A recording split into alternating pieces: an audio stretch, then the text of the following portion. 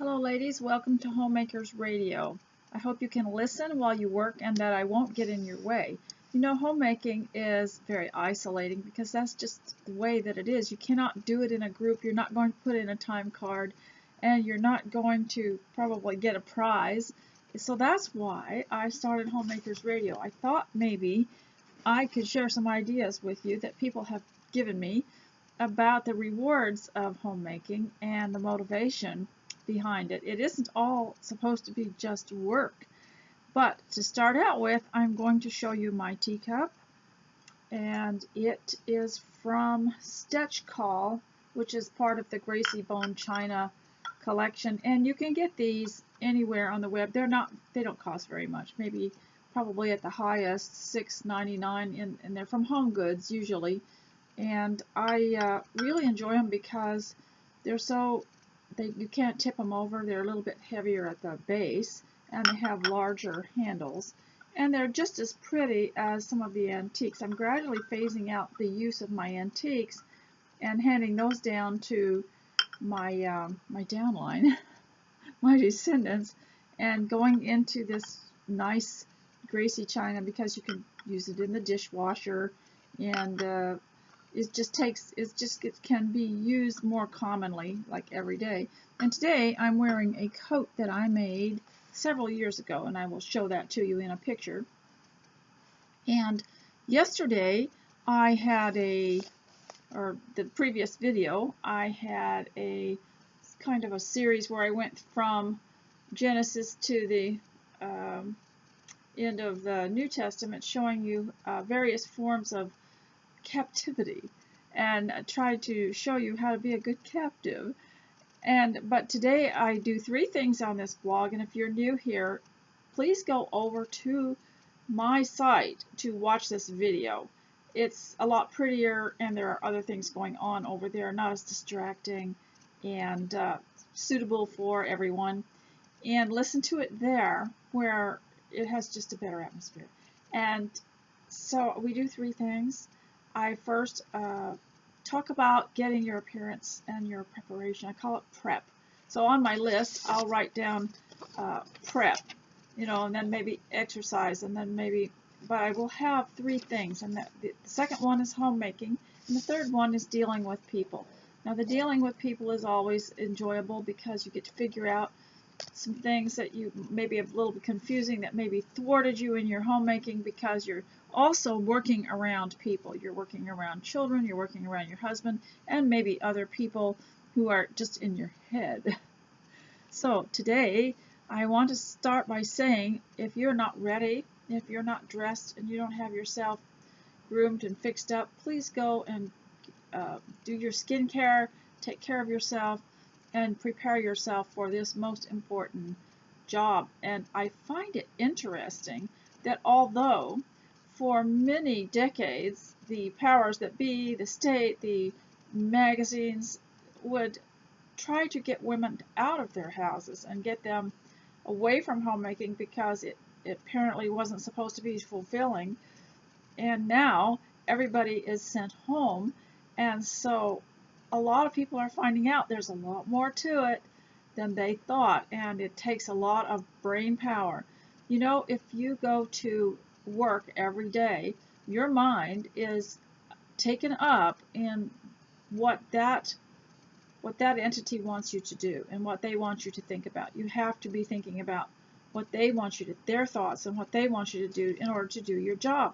But at home now, you have to adjust your thinking, and I hope that I can talk about that later. But I want to talk a little bit about getting dressed and getting your appearance ready, because I thought for a while there that there was an effort to get women to not care, to be more casual. And I first discovered this back in the early 60s. There was a change. Around 1964 or 65, there was a change. And it came across to me in the attitudes of some of the students at school who had quit back in the 50s. Everybody glamorizes the 50s. It wasn't that great, but it wasn't the casual sloppiness that occurred later on. And back in that era, in the early 60s, I heard girls say, I'm not going to get dressed up for school. Why should I? But previous to that, we did. We even ordered our school clothes from catalogs, and people shopped for school clothes, and we dressed up. We wanted to look our best. We wanted to be clean.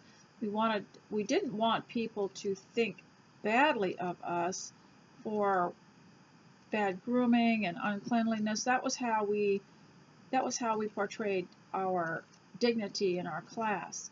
And while some people might excuse your poverty, as Booker T. Washington said, they would never excuse uncleanliness, being unclean. And so this is the important thing, is to know that wherever you turn with appearance these days, someone's going to try to discourage you. Now, I know that there are a lot of people who aren't interested at all in appearance, but if you're not interested in your appearance, at least be clean and have clean teeth and good breath, and at least be pleasant and look as though you have made an effort, that you do care. I know that it's hard sometimes because of a whole generation, probably the one older than me, who were told that your appearance wasn't important, that wasn't focusing on important things. I've talked about this before on these videos, where women wanted to be more intellectual, and they thought that taking care of themselves, having good skin care, and caring about what their hair looked like was not considered intellectual. So they tried to look more casual and like they were putting their mind to better things. But your appearance will also help you. It does to give you a message back. It reflects back and helps your thinking. And you know, even the Bible talks about the body being the temple of the Holy Spirit, and that we're supposed to glorify God in our body. And I suppose that also includes what we do with our body, the service that we provide for our families. But when you think of it, and when you start to appreciate your life and start to appreciate that we are alive, and that God has given us another day, doesn't it make sense to want to fix yourself up and do something to yourself? And you know, whenever I observed back in the olden days, if a woman was upset about something, or if she was just a little bit off that day, she'd go into the bathroom and pat her hair or fix her hair, or just do something to freshen herself up, and then she'd come out more composed. It was almost queenly, and it's hard to describe unless you've lived through it, but any kind of upset in the home or anything like that, a woman would excuse herself, go in the bathroom, and get her composure back, and that included her hair and her skin, and just getting her thoughts back into control. And I think the appearance part of this series here will help a lot, because personal care is so important. We have to have personal care, take care of ourselves. And if you want to add something to your personal care, we have been mocked for it. We have been humiliated by it. Women, you know, how long has it been since women wore a little band with a flower on it in their hair? They're just almost mocked with derision for doing any little thing extra. And is it any wonder that the young women, the young girls and young women, do not want to look like their grandmothers or their mothers? If their mothers don't care about themselves, don't care what their hair looks like. Some of you might have grown up in a family where the parents didn't care what they looked like, they didn't care what the children looked like, and feeling a little inferior to everyone. And I think that it's very important to have personal care. And I especially would want to encourage those who claim to be Christians to care about their looks, especially women. Women have to try a little harder, you know, because if you let yourself go, you just look a little worse than a man. A man can let himself go and he just looks rugged or weather beaten, as Mr. Gibson said, that he was a little more weather beaten. But a woman, if you could call her weather beaten, that would not be as flattering. So you cannot let yourself go. Try some personal care, especially skin care.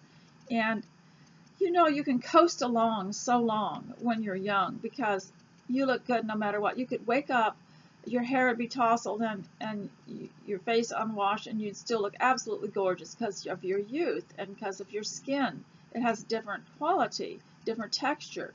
But if you start neglecting your skin, if you don't learn when you're really young to take care of your skin, that will, quote, pay off or come back on you when you're older.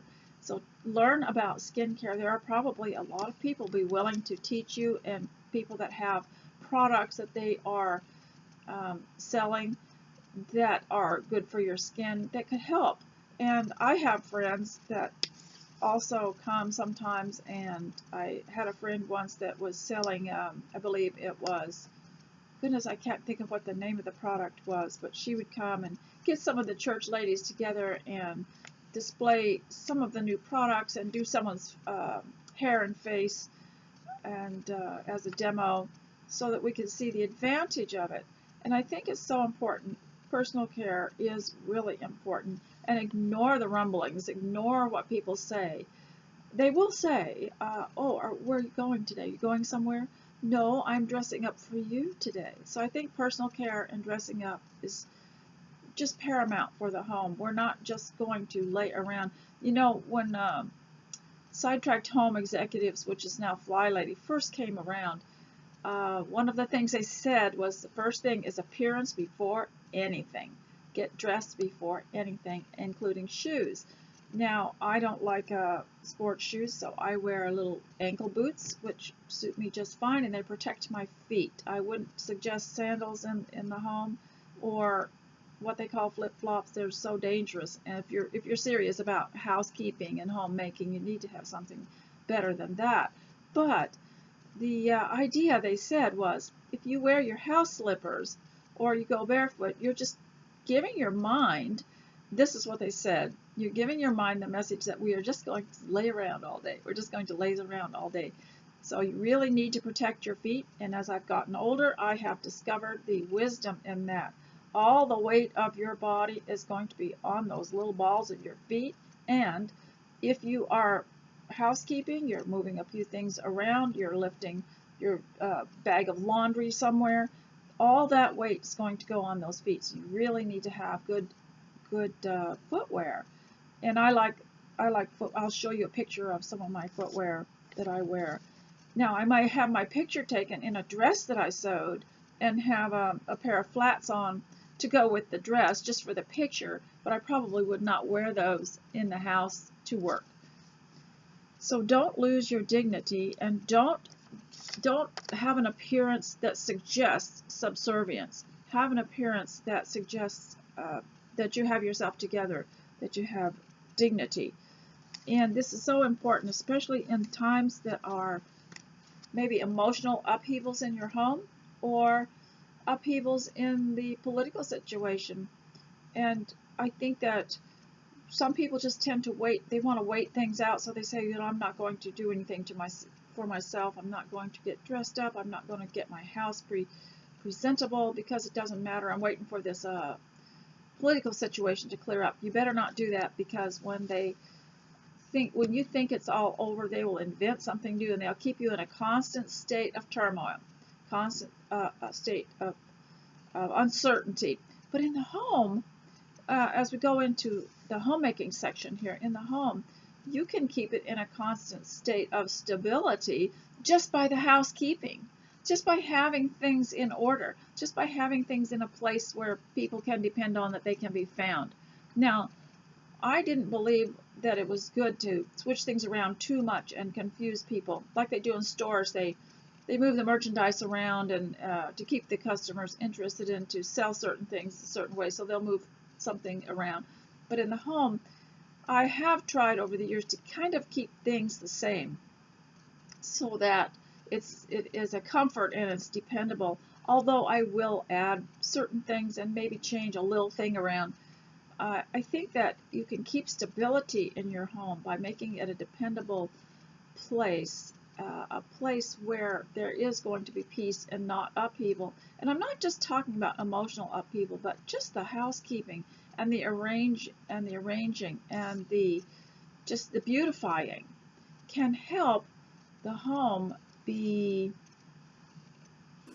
have a sense of stability, whereas the world out there with its constant news being broadcasted, it's hard to escape it, because even if you decide you're not going to listen to it, somebody's going to call you up or text you and tell you something, and you think, oh no, what is...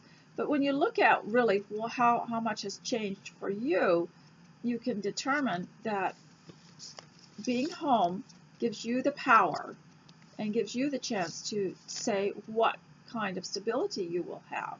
And your housekeeping can give you a lot of stability. One thing that I decided to do, I have been home since July the 4th. One thing that I decided to do was clean house, sweep every day or every other day, and go through each room and tidy it up every day. And that has helped me so much, because when there is an unexpected upheaval or a lot of people coming, staying the night, visiting, or people having dinner, the house is not as hard to go back through and clean up again, because I have maintained it. So you have your initial cleaning, and then you have your maintenance. You have to go through and just kind of check everything out and maintain it. I'll go in my sewing room sometimes and open up a little drawer that has some buttons in it and kind of sort that out. And I won't make a big stressful attempt at cleaning. You know, in the olden days, one of the old writers, I'm thinking it was Samuel Johnson, wrote kind of a parody of women who cleaned house back in the olden days, and it was like back in the late 1800s, early hundreds. He says a man better just leave and have a house of his own beside the house, because when a woman cleans house, she gets the drapes down and she gets the rugs out and she bangs things around, and it scares everybody. So with my housekeeping, it's very subtle. I will go in a room and I'll pull out a drawer and I'll think that needs to be cleaned. I'll just kind of check it out with a very critical eye to see what needs to be done. But I don't, people won't notice that I am doing it. So I think it's really important to keep stability in the home. And the way you can do it is basically through your housekeeping, which is something we can all control. You might not be able to control what people do, but you can kind of control the house and the clutter. And it also is great for stabilizing the mind too. And I notice when I feel like I'm just going to just walk around in circles today, if I'll just sort something, just sort one little thing, then I get on my list and I start forcing myself to do everything that's on the list. Now, one of the things I think is really important besides cleaning your house is to enjoy it. And a way to enjoy it is to beautify it. Now, in the olden days, a bouquet of flowers was considered essential to the home. I don't use the fresh flowers as much. Right now I'm in a stage of life where I want to get some other things done, and having to get rid of dead flowers is not one of them, and cleaning out the container and everything. So I just use the artificial ones for now. But they also, the point being that to enjoy the house meant you had to add something beautiful to it. And so I think it's also important, in order to keep your interest in homemaking, is to have other interests that might not have anything to do with homemaking but might enrich your mind. And so today, a lot of you are interested in politics, even though some of it's disturbing. I have a couple of links that I am going to leave with you to listen to that will be very reassuring. One is Judicial Watch, and the other one is X22, who've gone over to a different place. They're not on YouTube anymore. And so you can see what the plan is and how everything's been set in place. And people have said, oh, look what's happening, oh, this is terrible. And then other people will say, well, wait a minute, this was part of a plan. Years ago, it was discovered that there was a lot of corruptness in our government. But some very wise people who were also believers in God set about to remedy it, and it takes a while. It takes a plan. And so these sites will reassure you that it's all part of a plan. Do you remember in the movie, the Jeanette Oak book called Love Comes Softly? It's made into a movie. I listen to that sometimes while I'm working. And one thing that I noticed was when Marty got ready to leave, remember a marriage arrangement had been made between two people whose mates had died, and they were on I guess it was the Oregon Trail, or they were coming out west from the east, and that they would get married so that they could help each other out, and they'd have a place to stay. The woman, Marty, would have a place to live, and then the man, who was a widower, had a little girl that he needed help with. So they agreed to get married. And halfway through this situation, the little girl was not responding very well to her new mama, and the woman, Marty, told her husband, I think I better go. I think I better just go back east, because that little girl does not like me. It's just not working out. And do you remember what he said? It's working the way I planned it. It's turning out exactly the way that I planned it. And he said, I knew she would resist it at first, and I knew it would be hard, but she needs you to teach her all that you know. And so when someone says, oh, this is just not working out politically, they'll say, oh, this is not just working out. I'll notice that some of these people who are in favor of good, godly government will say this is all part of the plan. It's all working out according to the plan. The other side is resisting it, and we knew this would happen. So I don't have any qualms about anything that's going on. As a matter of fact, I was going through, like yesterday, the previous video, I was talking to you about how people have been captives all through history, and we started with Genesis and ended with Revelation, and I tried to just highlight about 4 characters that were imprisoned, or in fact there was one that I missed, and that was Paul and Silas in chains, in shackles, in jail. And what were they doing? They were singing, and it caught the attention of one of the guards, who was so taken by it and so touched by it.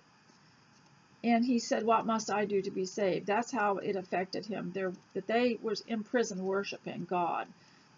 Well, and so that I mentioned in my previous video all the character qualities of these people that you could use. And one was to use your talent. The other was to continue to pray to God. And another one was to be alert and to be protective of others. You know, we talked about the Apostle Paul on the shipwreck. He was a captive. He was a prisoner. And how his wisdom was recognized by people who formerly wanted to just kill all the prisoners, and how he helped them to safety. And they recognized the power that God had through him. And so in the Old Testament, we have the example of Joseph, who brought his family to Egypt that he had made prosperous by teaching them how to store grain in a famine. And how many years later, when the children of Israel wanted to leave Egypt because they had moved there when his family came to fill their sacks with grain, they had moved there, and they brought the Pharaoh had invited his family to come, and they settled in a different part. But years later, 400 years later, they had to leave, and they remembered Joseph, and so much the things that he had done, that they had took his remains with them to be buried elsewhere.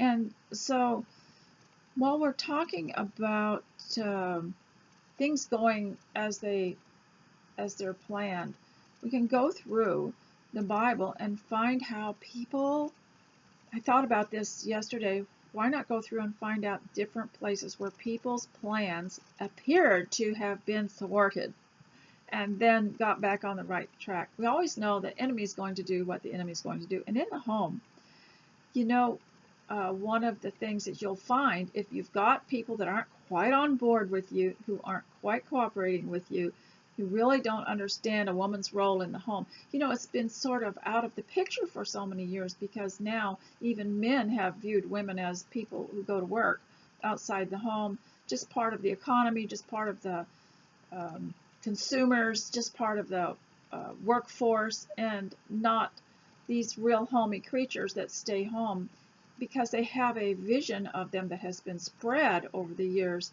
that a false narrative that they are just sitting around doing nothing. But since you're home, one thing you can do is to be busy and make yourself a list of the most important things, urgent things that need to be done, and get busy on that list. And then on the other side, write some extra things that you would probably like to do. And these people at home who don't think that a mother does anything at home or a wife does anything at home, they're going to be observing as to how much on your feet you are and how much you are doing. At the same time, don't demean yourself to the point where they think that you should be always on your feet. You're allowed to go lay down sometimes.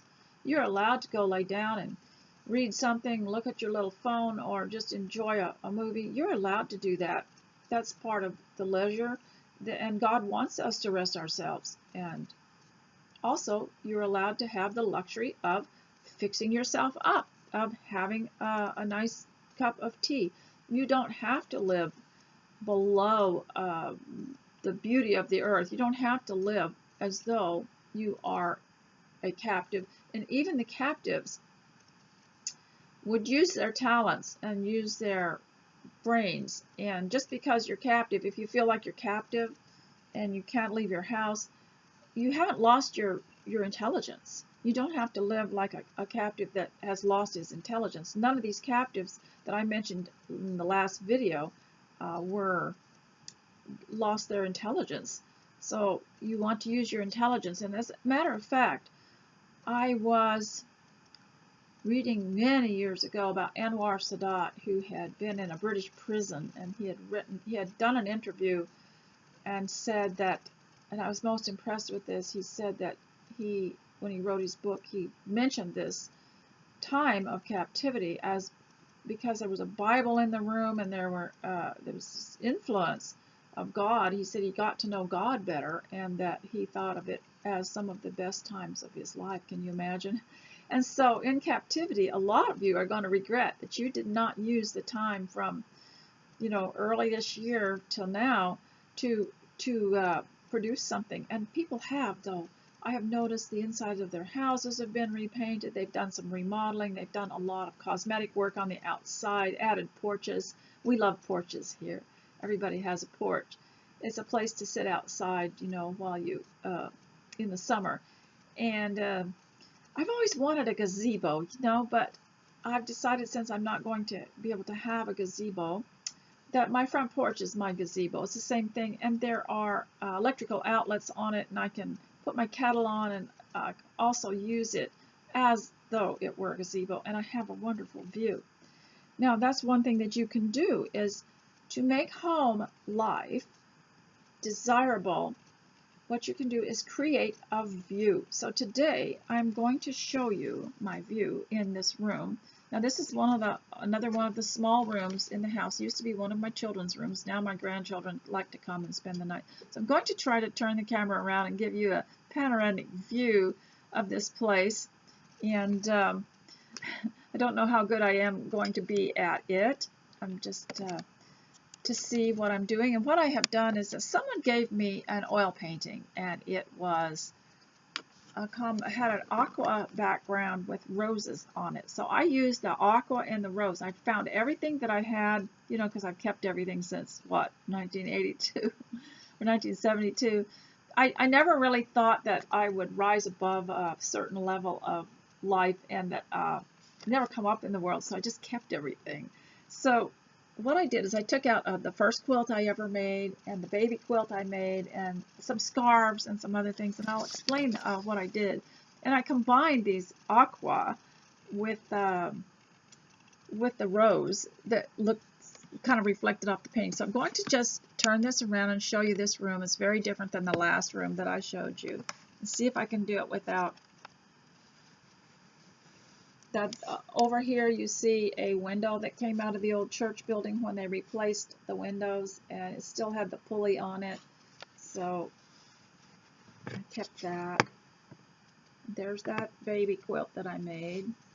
There's that old door that I stored back there behind the antique record player phonograph, and there's the scarf on the I don't know if you can see it, the scarf on the end table, but this is the bed, and it has the combination of aqua and rose in it, and that's a pillow I made to look like a rose years ago out of the fleece, and the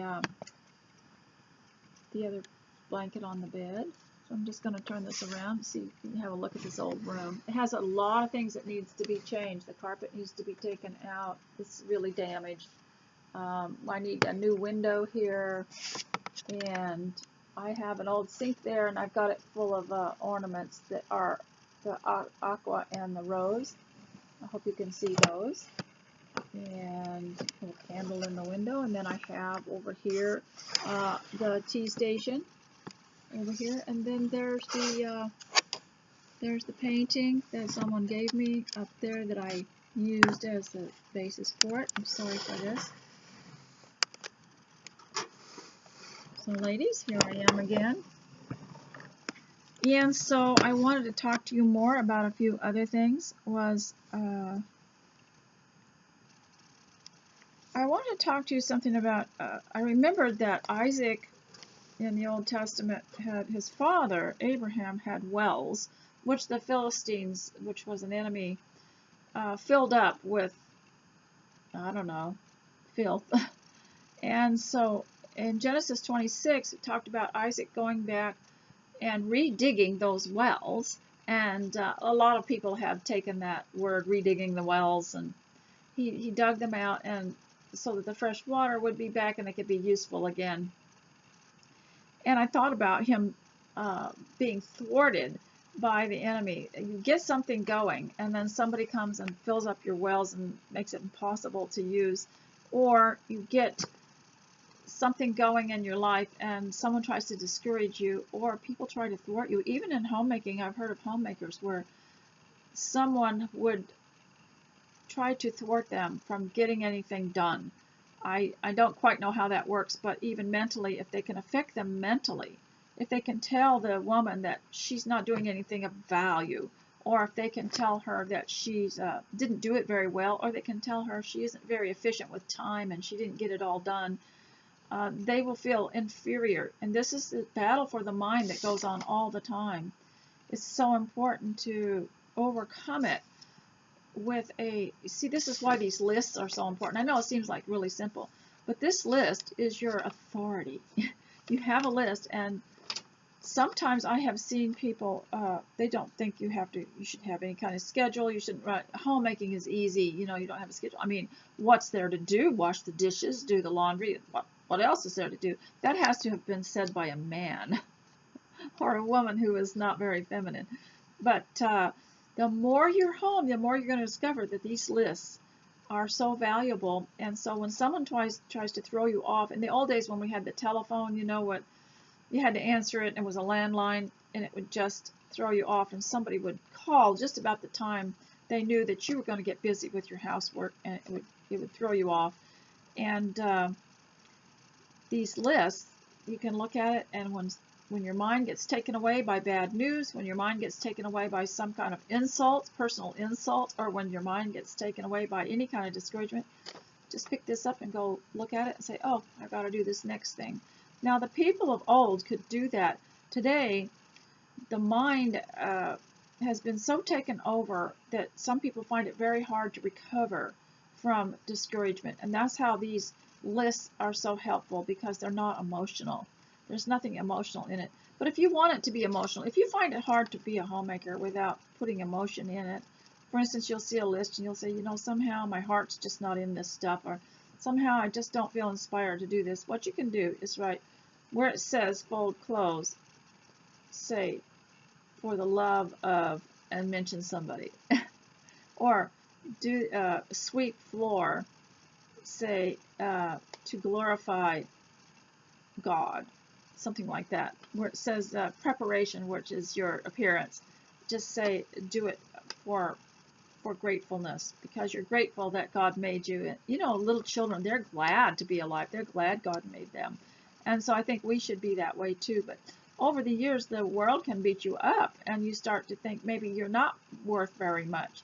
Or maybe there's somebody in your home or someone that you're looking after. I know we've had a couple of friends who have had their relatives and some of them elderly living with them who could really, who were really good at discouraging everyone. They were just generally gloomy people, and it's really hard to lift back up from that.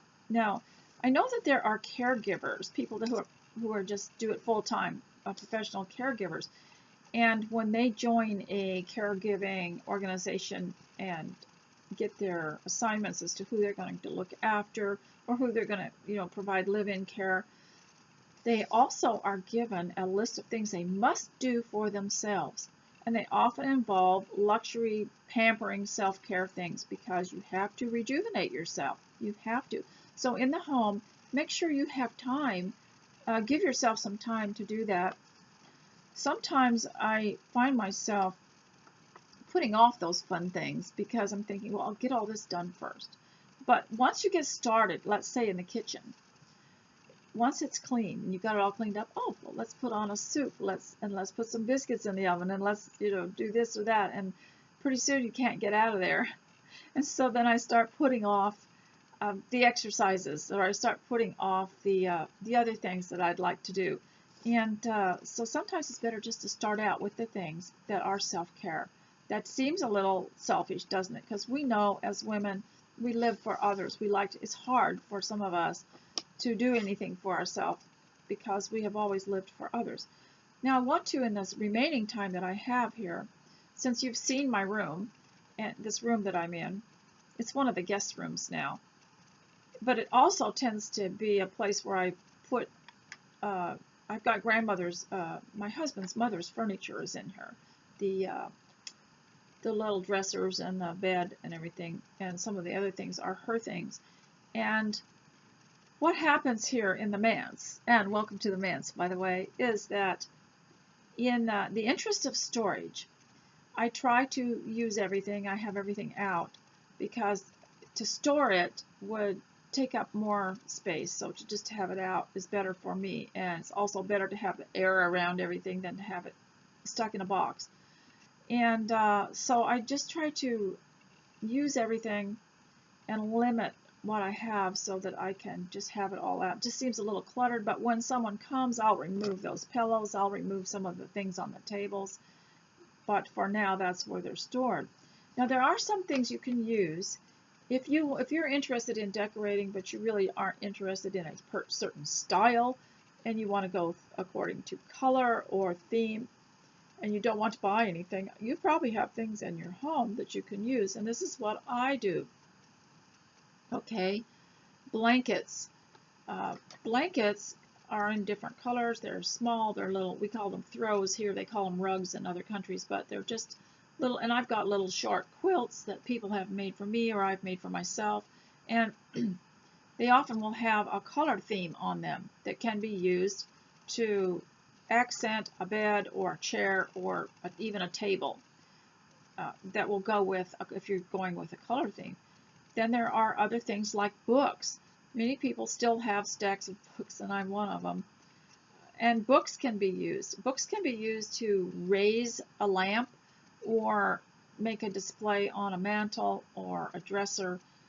And also books can be used for, you turn them around and the back of them could have a color that goes with something that you're doing in decorating. And also people have taken the scrapbook papers and folded them around books to make them all the same color. Then you have scarves. People don't wear scarves as much as they used to. I know for a long time people were really wearing them, but if you've got a collection of them as a result of having gone through the scarf era, they are great for end tables. They are great for mantles. They're great for just, anything if you want to glamorize a part of your house. And then there's also, I don't know if you noticed that I had folded up some towels here that matched everything. And then go to your kitchen because you might have teacups, you might have glassware, you might have colored bowls, you might have anything like that that you can put anywhere. And of course my favorite, toys. I have kept all the toys. I was just going to show you one here, but I didn't get the camera around to it. And so I'll go through the toys to see what I've got, and then I don't buy anything. So personal care is the first thing, and then house care is the second thing. And as you go through these things, you start feeling more dignified, more lifted up, and to keep your mind healthy and strong, because your mind is not on lockdown. Now, we have people telling us that we're on lockdown, that we're limited as to what we can do. We're all under house arrest, but no laws have been passed. All over the USA, not one law has been passed saying that you are restricted. It's all, apparently, mayors and governors can proclaim something and suggest something, but it only is supposed to last a week or a few days, and then they have to redo it and re-say it to keep it going. But no law has been passed, and the Constitution is still the highest law of the land. Remember that.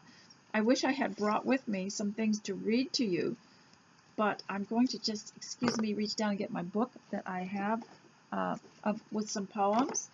And these are by Edgar A. Guest. Someone sent me this poetry book by Edgar A. Guest.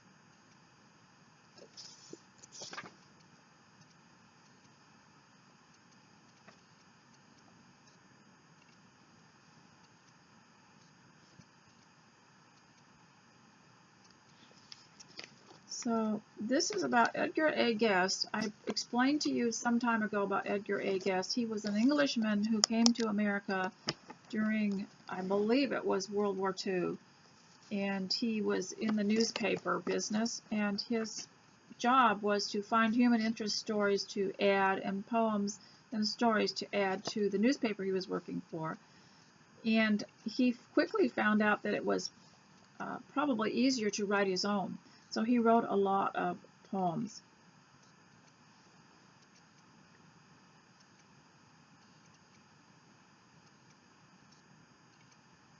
Okay, so I'm going to read to you one of the poems that I have read to my grandchildren over and over, and I have probably almost memorized it. And we put it to music so that they could use their fiddles and fiddle it. And it was called It Couldn't Be Done. So I'm going to read that to you. Excuse me, my little marker fell out, so I had to find it again.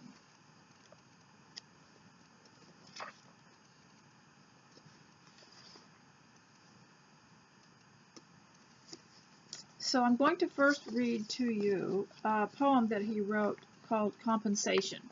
Now, I did read the biography of Edgar A. Guest, and I'm not sure that it was all that accurate. And it's interesting. You get a really nice poetry writer or a writer, and then you find out that they belong to some organization that was kind of far out and you didn't believe in, and kind of puts a downer on it. But I found his poems to be pretty sound.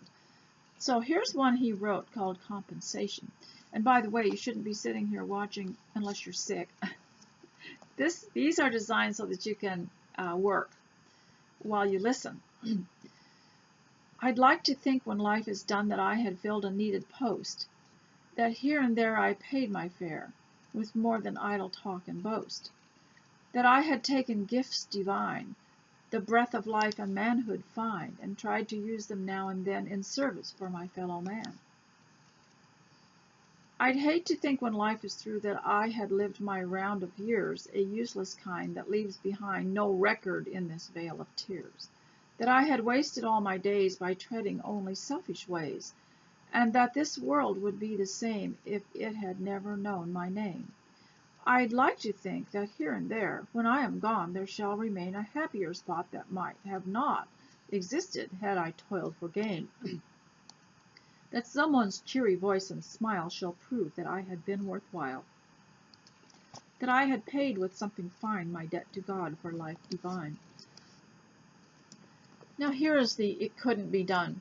How many of you know a child that just gives up or gets frustrated because they can't put something together, or they can't do something, and they have such an awful time with it, and other children might laugh and make fun of them? And I have had several friends that would get very frustrated And this poem, I put it to music for my grandchildren so that they could play it on their fiddles. And you could probably put it to music too. Just make up you could just use a familiar tune. I probably have heard the tune before. Okay, this is for when someone says you have a plan, you have an idea, maybe you even have a list, and somebody says you'll never get all that done, or you have a vision, you have a personal idea of something you want. You know, I'd really like this room to look like this, or I'd really like to lose 20 pounds, or what I'd really like to do is learn to, be an artist, learn to sing, learn to garden. What I'd really like to do. And the danger is sharing it with people that aren't on board, or just are not as imaginative as you are, or aren't goal-oriented. So here's a little poem for them. For you, basically. Somebody said that it couldn't be done, but he with a chuckle replied that maybe it couldn't, but he would be one who wouldn't say so till he'd tried. So he buckled right in with the trace of a grin on his face. If he worried, he hid it. He started to sing as he tackled the thing that couldn't be done, and he did it. Somebody scoffed, "Oh, you'll never do that. At least no one ever has done it." But he took off his coat and he took off his hat, and the first thing we knew he'd begun it. With a lift of his chin and a bit of a grin, without any doubting or quit it, he started to sing as he tackled the thing that couldn't be done, and he did it. There are thousands to tell you it cannot be done. There are thousands to prophesy failure. There are thousands to point out to you one by one the dangers that wait to assail you. But just buckle right in with a bit of a grin. Just take off your coat and go to it. Just start in to sing as you tackle the thing that cannot be done, and you'll do it. That's by Edgar A. Guest. It's called It Couldn't Be Done. Now I'm going to keep reading Edgar A. Guest because I think that you could get a lot done if you had someone reading. So I'm going to read to you about an old house because I'm in the manse. It was old when I got here and it didn't improve. There's a lot of things that need to be done. That's one of the reasons I did all the decor, was because there were things I could not afford to do. I could not replace a wall. I could not replace a window. I couldn't afford it. And they are pretty expensive even for people who do have a little more income. So what I did is I just decided I would just make it as pleasant as possible with the arrangements. So this is called the Old-Fashioned Pair. 'Tis a little old house with a squeak in the stairs, and a porch that seems made for just 2 easy chairs. In the yard is a group of geraniums red, and a glorious old-fashioned peony bed. Petunias and pansies and larkspurs are there, proclaiming their love for the old-fashioned pair. Oh, it's hard now to picture the peace of the place. Never lovelier smile lit a fair woman's face than the smile of the little old lady who sits on the porch through the bright days of summer and knits, and a courtlier manner no prince ever had than the little old man that she speaks of as Dad. In that little old house there is nothing of hate. There are old-fashioned things by an old-fashioned great. On the walls there are pictures of fine-looking men and beautiful ladies to look at, and then time has passed on the mantel to comfort them there, the pictures of the grandchildren radiantly fair. They don't give you pictures anymore, do they? Every part of the house seems to whisper joy, save the trinkets that speak of a lost little boy. Yet time has long since soothed the hurt and the pain of his glorious memories only remain. The laughter of children the old walls have known, and the joy of it stays, though the babies have flown. I'm fond of that house and that old-fashioned pair, and the glorious calm that is hovering there. The riches of life are not silver and gold, but fine sons and daughters when they are grown old. And I pray when the years shall have silvered our hair, we shall know the delights of that old-fashioned pair. There was a little phrase in here that I was going to stop and comment, and it was the little old lady who sits on the porch through the bright days of summer and knits. You know, I always had that vision of being an elderly person that sat and knit, but it never happened to me because I was too busy, and there was too much to do. I have not been able to do that. I knitted more when my children were little. you could make a child's thing much quicker, and also I sat more. Now that I don't have children on my lap, or children that I have to sit down and take care of or read to, I am on my feet more. I'm not sitting and knitting. I wish I were. I did get the yarn though. I have the yarn from way back. I have all that stuff. So now I'd like to read maybe one more. And it's called Leave It at the Door. Now I have to look it up because my bookmarks have fallen out. So it's called Leave It at the Door. And it's about an admonition to men who in those days went out to work and often came home with the taint of all the things that happened at work, the bad language and the bad attitudes and the men undercutting each other and just the cutthroat life in the commercial world. And so I really wanted to read that, if I can find it. Doesn't seem to be in here, but it was such a beautiful, I think it's called At the Door instead of Leave It at the Door. Let me see if I can find that. Yes, it is.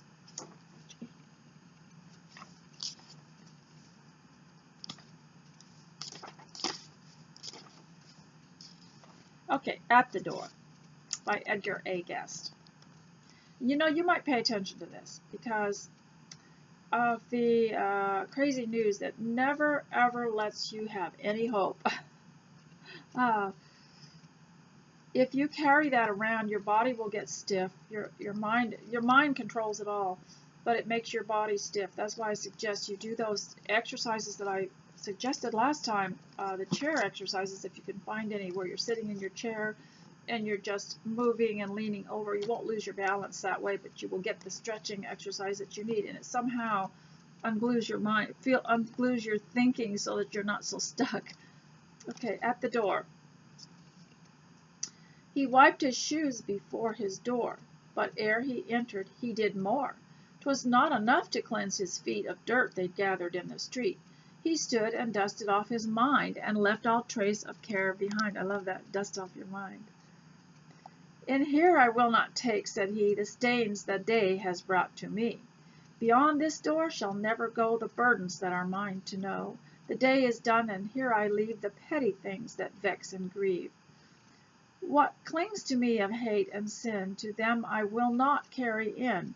Only the good shall go with me, for their devoted eyes to see. I will not burden them with cares, nor track the home with grim affairs. I will not at my table sit with soul unclean and mind unfit. Beyond this door I will not take the outward signs of inward ache. I will not take a dreary mind into this house for them to find.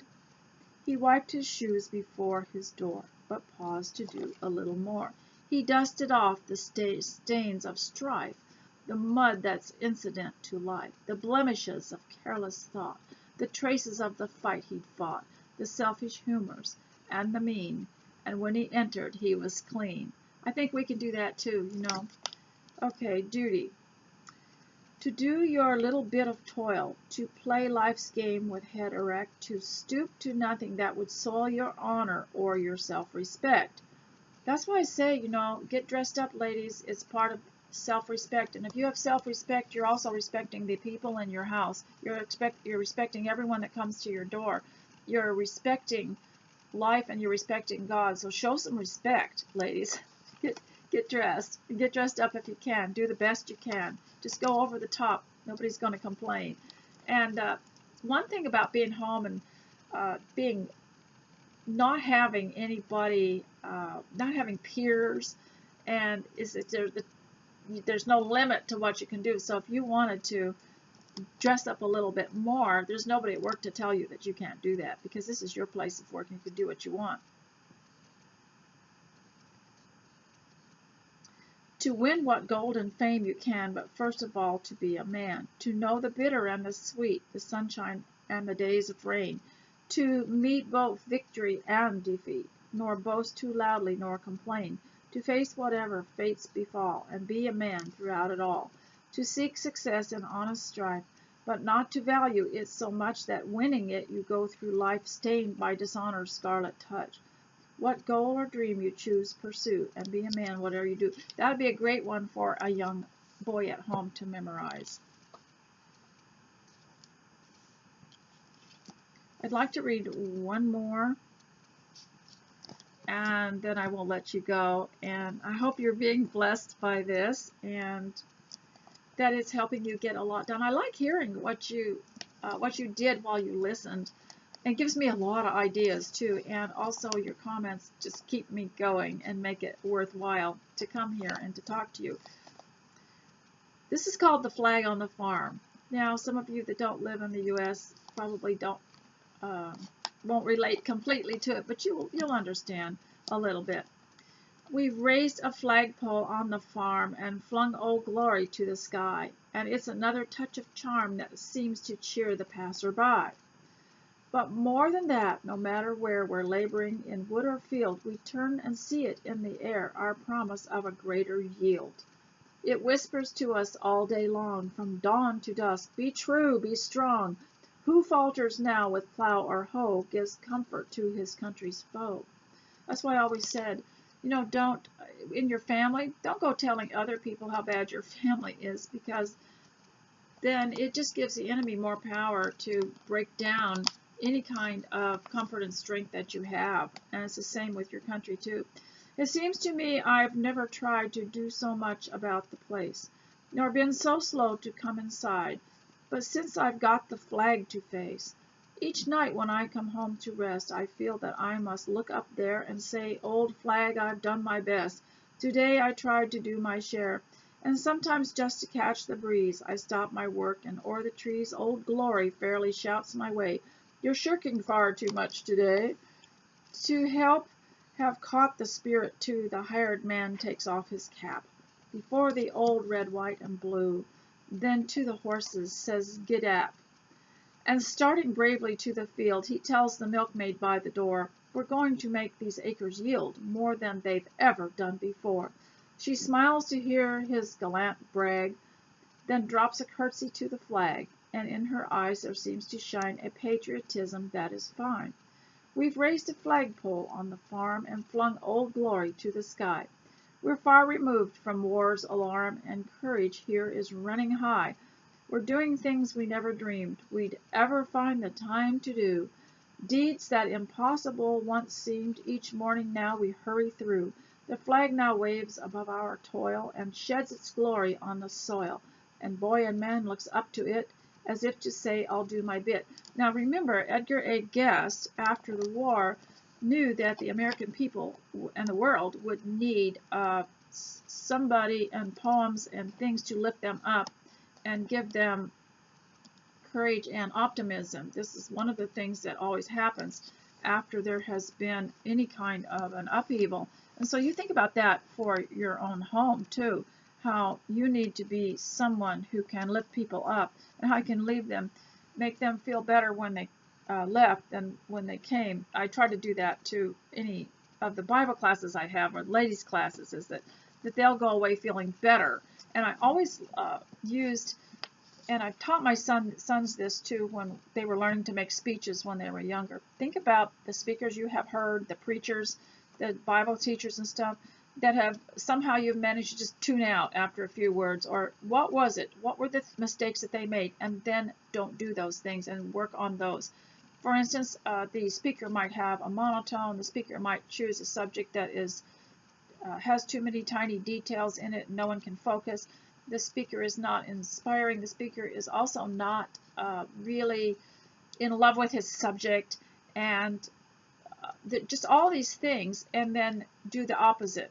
So at home, do that too. What is it that discourages you? Just do the opposite if you want to be there to cheer the troops on. So ladies, I hope that this has inspired you enough and that you got a few things done while you were listening. And I will leave some links. I hope, if I've got time, we'll leave some links for you to go listen to if you want extra things to listen to on your device. They're just mainly listening things. but they also are encouraging. And so don't forget to start your day with prayer and make your list and get yourself prepared. Get your grooming done, get dressed, do your very best, because the queen is not coming, and those clothes are just going to hang in the closet looking nice. You might as well wear them. So ladies, God bless. I'll see you next time. Bye.